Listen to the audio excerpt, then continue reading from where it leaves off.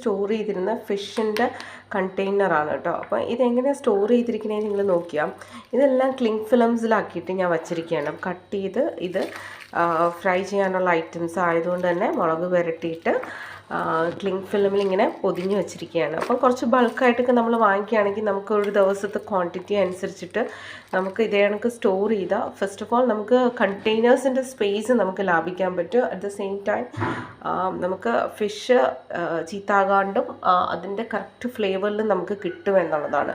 അപ്പോൾ ഞാനിപ്പോൾ ഇങ്ങനെയാണ് ചെയ്തിരിക്കുന്നത്. ആവശ്യത്തിനുള്ള ഫിഷ് ഇങ്ങനെ ക്ലിങ് ഫിലിമിലാക്കിയിട്ട് നമ്മൾ വയ്ക്കുകയാണ്. പിന്നെ സ്റ്റോർ ചെയ്യും, ഫ്രിഡ്ജിൻ്റെ അകത്ത് സ്റ്റോർ ചെയ്യും. പിന്നെ ആവശ്യമുള്ള ക്വാണ്ടിറ്റി മാത്രം നമ്മൾ അന്നേക്കുള്ളത് എടുത്തിട്ട് പുറത്ത് വയ്ക്കും. പുറത്ത് വെച്ച് കഴിഞ്ഞിട്ട് നമ്മൾ കുക്ക് ചെയ്യും.